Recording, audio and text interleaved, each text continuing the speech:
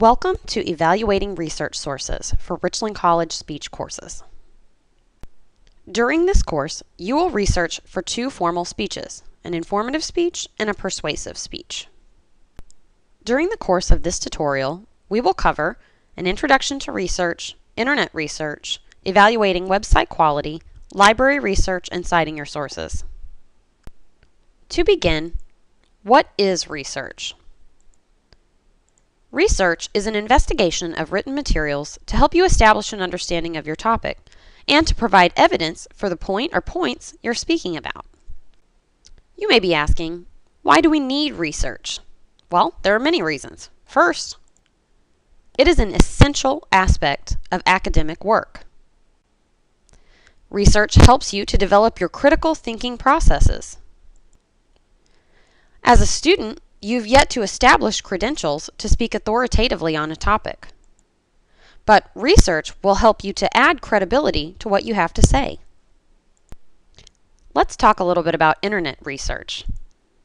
Why do we typically think of the internet when it comes to research? Probably because it's very easy. While it may be easy to do, internet research is not always college level. Evaluating the quality of a website involves looking at 4 different elements: credibility, objectivity, currency, and relevance. Over the next few slides, we're going to look at a few websites. Note that these websites may contain copyrighted material and they're only used for educational purposes. Credibility is the first criteria you should use when determining website quality. When we say credibility, we're referring to the author's knowledge, authority, and trustworthiness. Is the author credentialed, or do they have the qualifications necessary to write on the subject matter that you're looking at? If it's an organization, is that organization reputable? Let's take a look at a couple of examples. Let's start with an oldie but a goodie, Wikipedia. Wikipedia is a free internet encyclopedia containing millions of articles.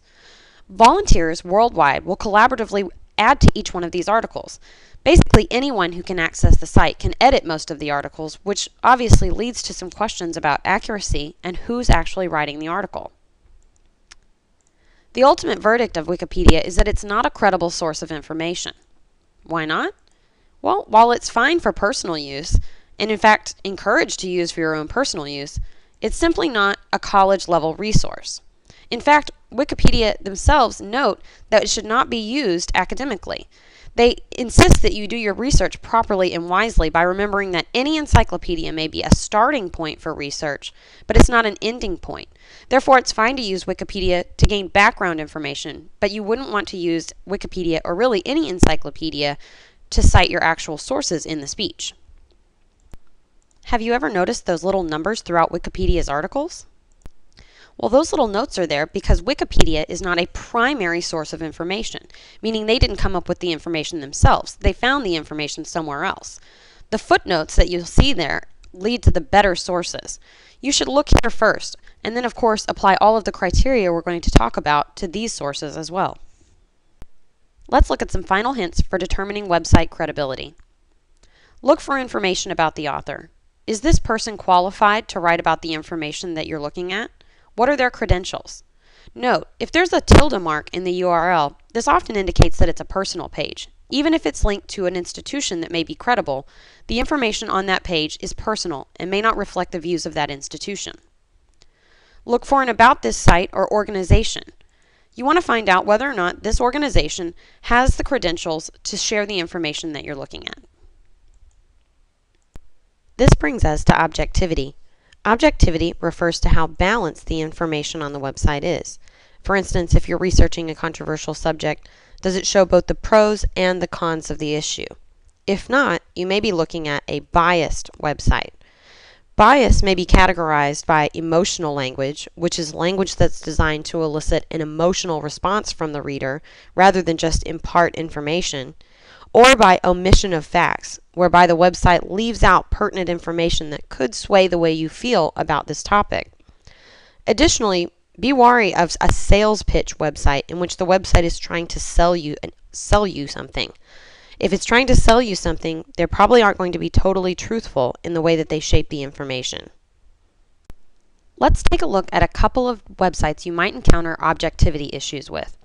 To begin, any kind of blogs like Blogger or Tumblr, the Dallas Morning News opinion page, or a political page like the NRA or Coalition to Stop Gun Violence.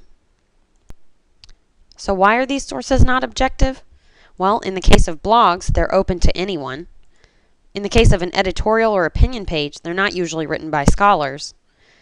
And in the case of the political pages, the publisher or host of the site may have a specific political, social, or commercial, that's advertising, agenda. Next, let's talk about currency. Currency refers to when the article was written. Because information is constantly changing, it's imperative that the website has a date on it. It's important to note that not every topic needs research that's 100% current. For instance, history, literature, or historical art or figures may not necessarily need information that's 100% up to date. But if your topic has to do with science or current controversial issues, if it has to do with laws or statistics, then you want to make sure that the information provided is absolutely up to date. I want to briefly mention two websites that tend to show up a lot in student speeches, about.com and ehow.com.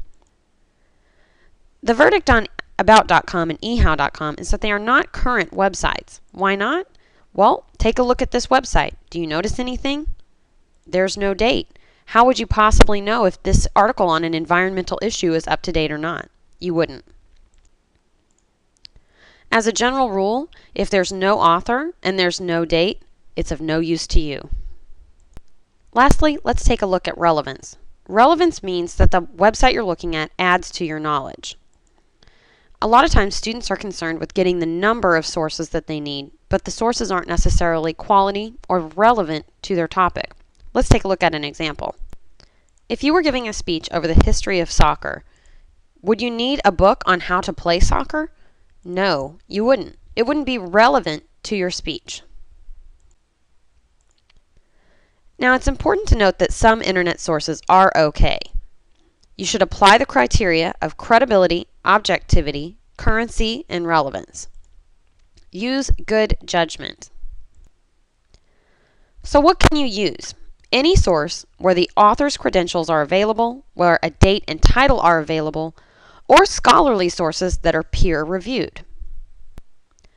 What I mean by scholarly sources are journal articles, magazine articles from reputable magazines, newspaper articles from reputable newspapers, and again, not the editorials or the subscriber comments, books or ebooks. And when I say peer-reviewed, I mean that a group of experts in the same field as the author have read and evaluated the accuracy of that writing before it's published. Anytime you have an article that's scholarly and peer-reviewed, it's a good article. Simply put, when researching for a formal speech, a Google search will not cut it. What do you need to do then?